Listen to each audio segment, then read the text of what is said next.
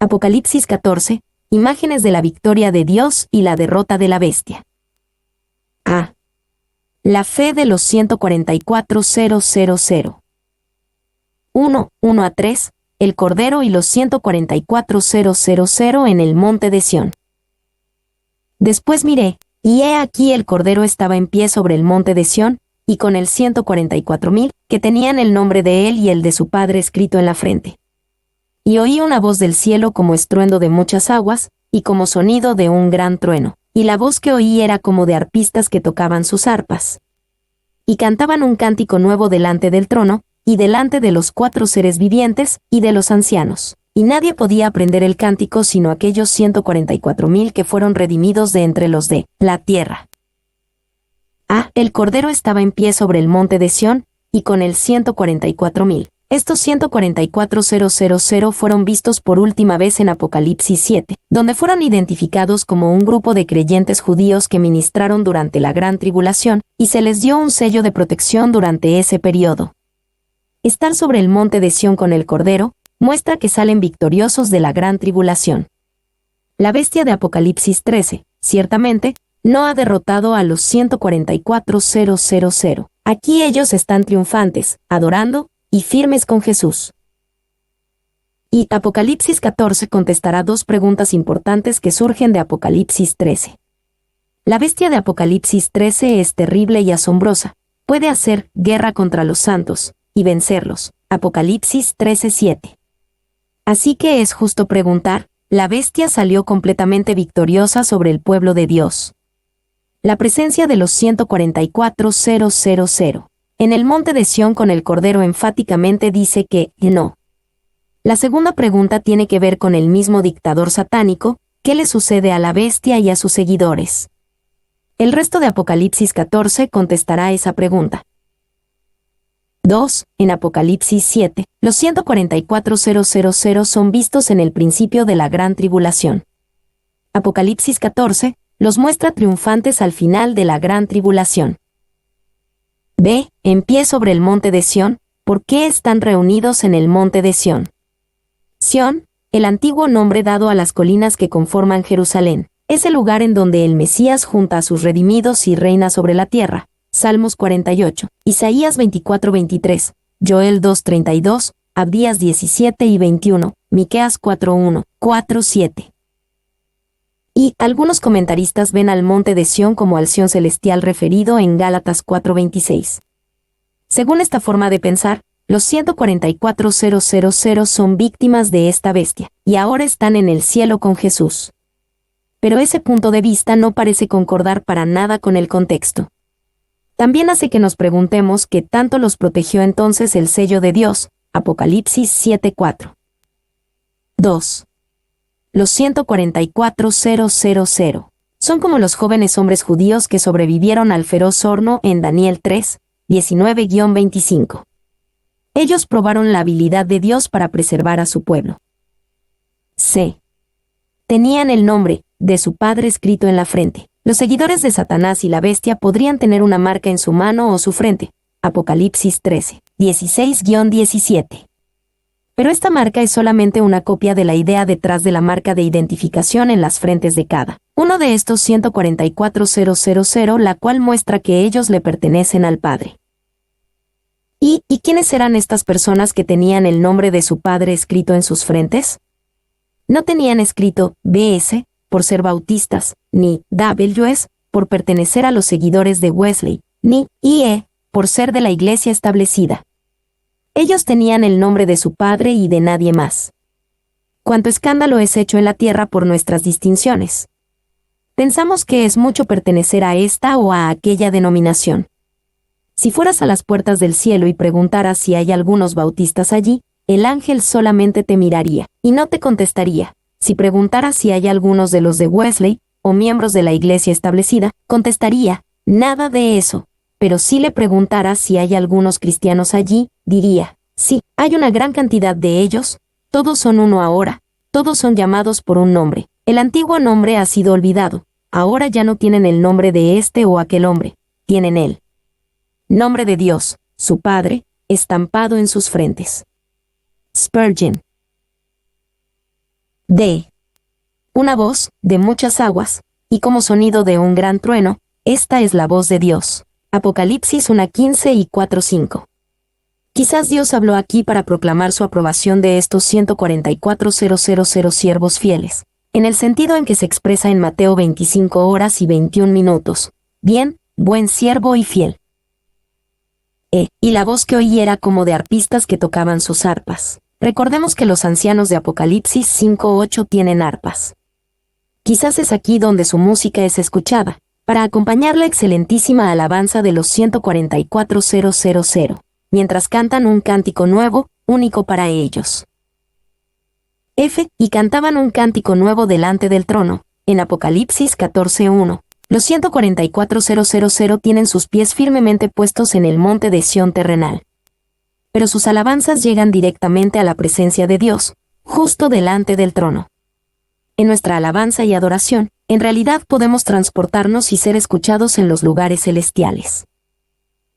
Y, el estar absorto en la alabanza a Dios es el estado más sublime del alma. Alabar a Dios por su misericordia es algo, pero estar enteramente vestido de alabanza a Dios por esa misericordia, es mucho más. Alabar es el cielo, y el cielo es alabar. Orar es algo relacionado con lo que está debajo del cielo, pero la alabanza es la escena de lo que está sobre el cielo.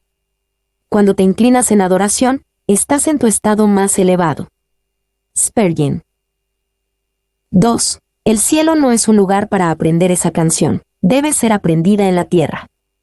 Tú debes de aprender aquí las notas de libre gracia y amor abnegado, y cuando hayas dominado su melodía, serás capaz de ofrecer al Señor el tributo de un corazón agradecido, aún en el cielo, y mezclarlo con las armonías celestiales. Spurgeon. 3. 4-5. La descripción de estos 144,000. Estos son los que no se contaminaron con mujeres, pues son vírgenes. Estos son los que siguen al Cordero por donde quiera que va. Estos fueron redimidos de entre los hombres como primicias para Dios y para el Cordero, y en sus bocas no fue hallada mentira, pues son sin mancha delante del trono de Dios. Pues son vírgenes. Muchos toman la virginidad de estos 144,000, simplemente, como un símbolo de su pureza en general, como en 2 Corintios 11:2. Pero Pablo recomendó el celibato en los tiempos de aflicción, 1 Corintios 7, 25-35, y Jesús habló de las penas de aquellos con hijos y con familias en aquel día, Mateo 24, 19-21. No es difícil ver que Dios hubiera llamado a los 144,000 a un celibato literal por el bien del reino, durante el tiempo de la gran tribulación. Y algunos comúnmente aplican el término de vírgenes a las mujeres, no a los hombres. Entonces el uso de vírgenes aquí significa que los 144,000 son mujeres? Para nada, de acuerdo con el gran erudito griego A.T. Raberstein, Partenos puede ser aplicado tanto a hombres como a mujeres. 2. Si el término vírgenes es una imagen de pureza en general, esto refuerza la identificación de los 144,000 con Israel. Israel es referido frecuentemente en la Biblia como la Virgen, 2 Reyes 19:21, Isaías 37 horas y 22 minutos, como la Virgen hija de Sión, Lamentaciones 2:13, y como la Virgen de Israel, Jeremías 18:13, 31 horas y 34 minutos, 21, Amós 5:2. Wahlberg. B. Estos son los que siguen al Cordero por donde quiera que va. Estos 144,000 son de herencia judía, Apocalipsis 7, 4-8, pero son claramente creyentes en Jesús, de otra manera no estarían con el Cordero. Siguen al Cordero por donde quiera que va, y no podrían estar sin mancha delante del trono de Dios. Y cada persona de la vasta multitud salvada durante la tribulación será salvada exactamente de la misma manera que cualquiera del día de hoy, por gracia, por medio de una fe personal en Cristo Jesús para salvación. Aun cuando el trato de Dios con la Iglesia aquí en la tierra termina con el rapto, ciertamente, la manera en que las personas vienen a la salvación, o en que se convierten en parte de la gran familia de Dios, la cual incluye a todos los redimidos, tanto los de antes como los de después del rapto, no cambia. C. Estos fueron redimidos de entre los hombres como primicias para Dios y para el Cordero. Los 144.000 son las primicias de la gran cosecha. Ellos son las primicias. El núcleo piadoso de Israel, el cual es el símbolo de redención de la nación. Wahlberg. Y, debido a que son descritos como primicias, muchos han pensado que ellos serán instrumentos en el plan de Dios para traer una cosecha más grande durante la tribulación. Apocalipsis 7:9 describe una compañía innumerable salvada en la gran tribulación, y estos 144.000 descritos como las primicias, pudieran ser utilizados para predicar el Evangelio a aquellos que serán salvos en este periodo. B. Proclamaciones desde el cielo. 1. 6-7. Un ángel predica el Evangelio. Vi volar por en medio del cielo a otro ángel, que tenía el Evangelio eterno para predicarlo a los moradores de la tierra, a toda nación, tribu, lengua y pueblo, diciendo a gran voz: Temed a Dios, y dadle gloria, porque la hora de su juicio ha llegado, y adorad a aquel que hizo el cielo y la tierra, el mar y las fuentes de las aguas. Vi volar por en medio del cielo a otro ángel, que tenía el Evangelio eterno para predicarlo a los moradores de la tierra. Este otro ángel predica el Evangelio, pero también anuncia juicio, porque la hora de su juicio ha llegado. Debido a que el juicio de Dios es tan evidente en la tierra durante la gran tribulación, no es de extrañar que la multitud de aquellos que son salvos en este periodo no se puede contar. Apocalipsis 7, 9-14. Y a algunos hoy día les gusta identificar su ministerio o la tecnología que usan para llevarlo a cabo, con este ángel que vuela en medio del cielo. Un prominente ministerio de televisión nombró al satélite que usan como Ángel 1, con la esperanza de dar cumplimiento a este versículo. El deseo de conectar la tecnología o los eventos contemporáneos con este ángel no es nada nuevo. Adam Clarke, a finales del siglo XVII, dice: pero la visión se ve realmente descriptiva de una nueva institución, con el título de La Sociedad Bíblica Británica y Foránea, cuyo objetivo es imprimir y hacer circular las escrituras del Antiguo y Nuevo Testamento a través de todos los habitantes del mundo y en todas las lenguas que se hablan en la faz de la tierra. 2. John Trapp, a finales del siglo XVII, también vio un cumplimiento de esta profecía. Se considera que es John Wycliffe, quien escribió más de 200 volúmenes en contra del Papa, y que fueron medios de mucho bien para muchos. B. Temed a Dios, y dadle gloria. Esto es lo que el ángel le dice a todo el mundo que haga. Ellos pueden hacer esto y dar gloria a Dios, y adorarle voluntariamente en esta vida, o ser obligados a darle gloria después. Y es cierto que un día todos le darán gloria a Dios. Filipenses 2, 9-11 dice: por lo cual Dios también le exaltó hasta lo sumo, y le dio un nombre que es sobre todo nombre, para que en el nombre de Jesús se doble toda rodilla de los que están en los cielos, y en la tierra, y debajo de la tierra, y toda lengua confiese que Jesucristo es el Señor, para gloria de Dios Padre. 2. Aquí está la amarga ironía de su suerte. Aunque se condenaron a sí mismos por la eternidad al rehusarse a enfrentar la verdad, un día serán obligados a encararla. Tarde o temprano la gloria, que ellos se rehusaron a dar al Creador de manera voluntaria, les será quitada el día de la ira. Kiddell. 3. Juan dice que este es el Evangelio eterno, y puede sonar diferente al Evangelio que escuchamos que se predica hoy día. No es tan diferente, pero es predicado en un tiempo diferente y específico, a aquellos que estén al final de la gran tribulación. Por tanto, aún algo del mensaje del Evangelio suena. Es el Evangelio, pero es el Evangelio en la forma que toma cuando la hora del juicio ha llegado. Es una de las últimas llamadas a la gracia a un mundo apóstata. Cis. C. A toda nación, tribu, lengua y pueblo. Este puede ser un cumplimiento válido de la promesa de Jesús en Mateo 24:14, en donde dice que el Evangelio sería predicado a todo el mundo antes de su segunda venida.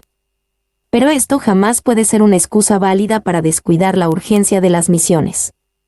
Dios no nos ha dado la responsabilidad de extender el Evangelio a los ángeles, sino a su pueblo. Y, sin embargo, este es el único lugar en el Nuevo Testamento en donde vemos a los ángeles predicando el Evangelio. En la sabiduría sublime de Dios, Él ha escogido dar esa responsabilidad solamente a las personas, excepto en raras ocasiones. 2:8. Un ángel anuncia la caída de Babilonia. Otro ángel le siguió, diciendo: ha caído Babilonia, la gran ciudad, porque ha hecho beber a todas las naciones del vino del furor de su fornicación. Ha caído Babilonia. Más sobre Babilonia vendrá en Apocalipsis 17. Por ahora, es suficiente verla representando a la humanidad en una rebelión organizada en contra de Dios. Y, algunas veces Babilonia, proféticamente, se refiere a la ciudad literal, otras, al sistema religioso o al sistema político, todas derivadas del malvado carácter de la Babilonia histórica. Walberg.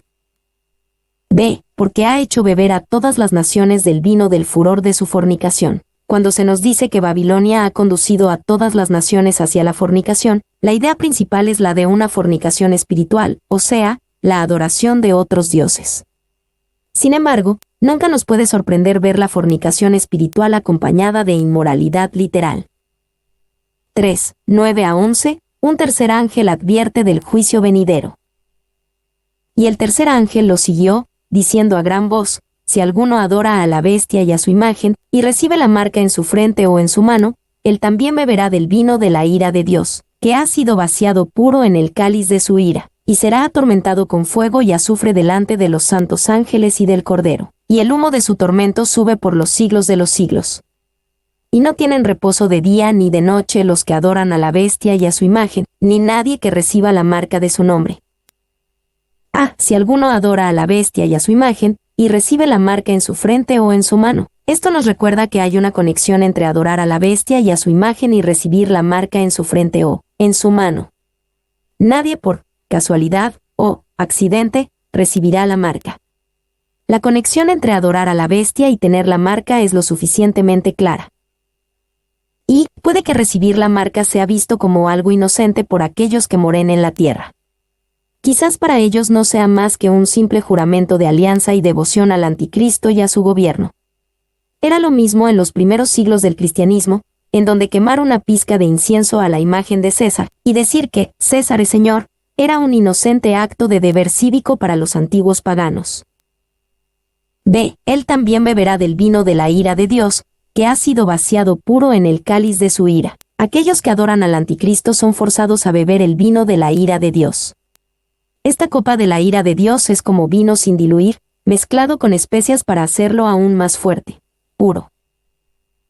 Y la idea de que Dios tiene la copa de la ira, la cual hace que aquellos bajo el juicio la beban, está expresada más de 13 veces en la Biblia. Salmo 75, 8 y Jeremías 25 horas y 15 minutos son algunos ejemplos. Esta es la idea detrás de la copa que Jesús quería evitar si hubiera sido posible. Mateo 26 horas y 39 minutos. Jesús voluntariamente tomó la copa de la ira del Padre, la cual nosotros merecemos. Aquí, los enemigos de Jesús no tienen elección, son forzados a tomarla. C. Del vino de la ira de Dios, cáliz de su ira. El vino en la copa está asociado con la ira, la antigua palabra griega timos, que describe una ira apasionada. La misma copa también está asociada con la indignación, la antigua palabra griega orge, que se refiere a una disposición establecida. Y la antigua palabra griega orge es la palabra común para hacer referencia a la ira de Dios en el Nuevo Testamento. La antigua palabra timos es utilizada solamente 11 veces, y 10 de las 11 es utilizada en Apocalipsis. Usualmente, la ira de Dios hacia los pecadores no estalla en contra de ellos, es, simplemente, su disposición establecida en contra del pecado y la injusticia. Pero en el libro de Apocalipsis, el cual claramente describe el juicio final de Dios, el término de una ira apasionada es utilizado más seguido. D. Será atormentado con fuego y azufre delante de los santos ángeles y del Cordero, y el humo de su tormento sube por los siglos de los siglos. Y no tienen reposo de día ni de noche. Este pasaje enseña varias verdades importantes sobre el infierno y el destino eterno de los condenados. Y será atormentado con fuego y azufre. Esto muestra que el sufrimiento del infierno es un verdadero tormento, el cual es doloroso y repulsivo. La moda moderna de prescindir del infierno no tiene fundamento en el Apocalipsis. Morris. 2. Delante de los santos ángeles y del Cordero. Esto muestra que Dios no está ausente del infierno. Él está allí en toda su santidad y juicio justo. Aquellos que están en el infierno desearán que Dios esté ausente, pero no lo estará. Es incorrecto decir que el infierno estará vacío de la presencia de Dios, pues de lo que estará vacío es de su amor. La presencia de Jesús estará allí, pero solamente la presencia de su santa justicia, y su ira en contra del pecado. 3. El humo de su tormento sube por los siglos de los siglos. Y no tienen reposo de día ni de noche.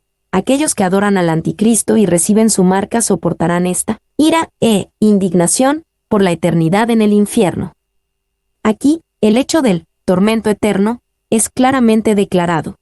Por los siglos de los siglos, significa, por siempre.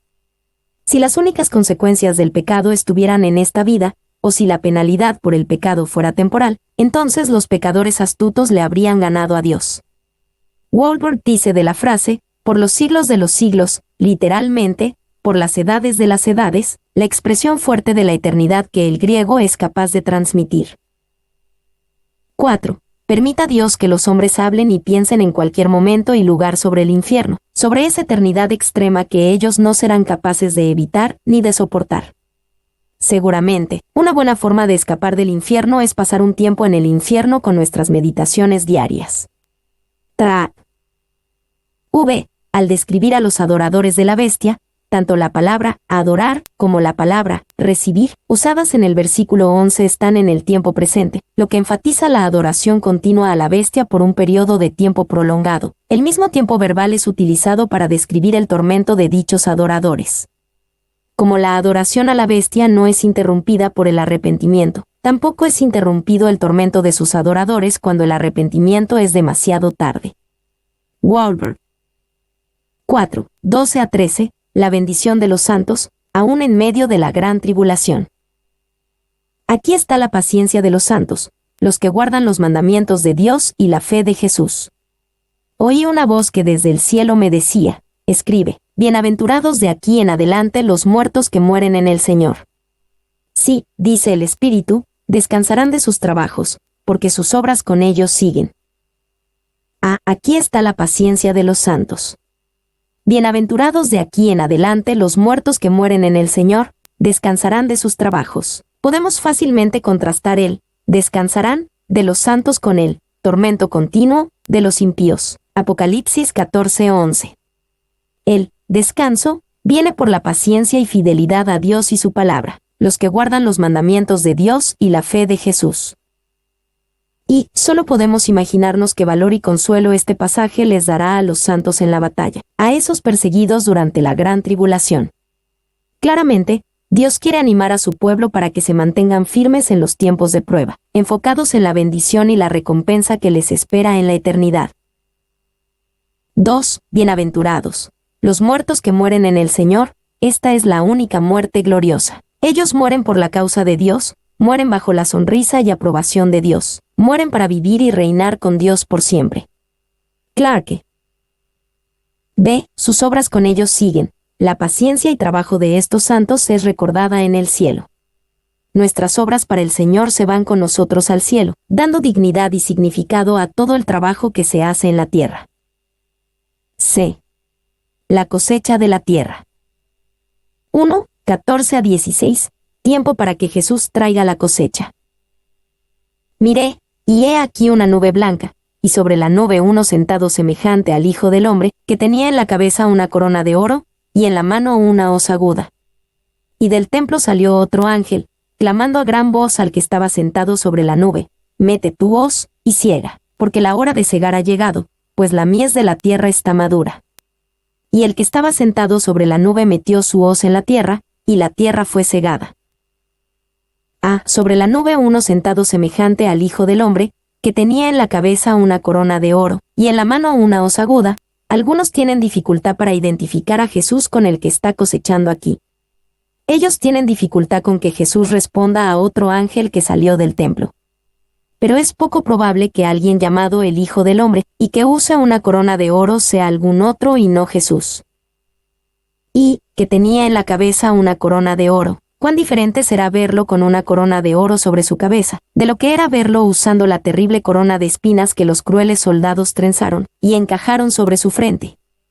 La palabra utilizada aquí no se refiere usualmente a la diadema de poder, sino a la corona ganada en el conflicto, y es muy notable que se diga que cuando Cristo venga a juzgar al mundo, usará la guirnalda de la victoria, la corona que ha ganado en la gran batalla que ha peleado.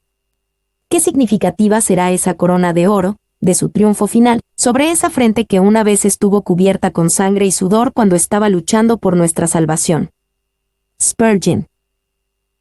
B. Pues la mies de la tierra está madura. La antigua palabra griega traducida como madura tiene un sentido negativo, secarse o marchitarse. La idea es de algo que está maduro de más. Eso significa que Dios juzgará a la tierra solamente cuando esté bien madura como para el juicio. Él no se apresura para el juicio. Y se debe de recordar que la maldad tiene su cosecha, así como el bien.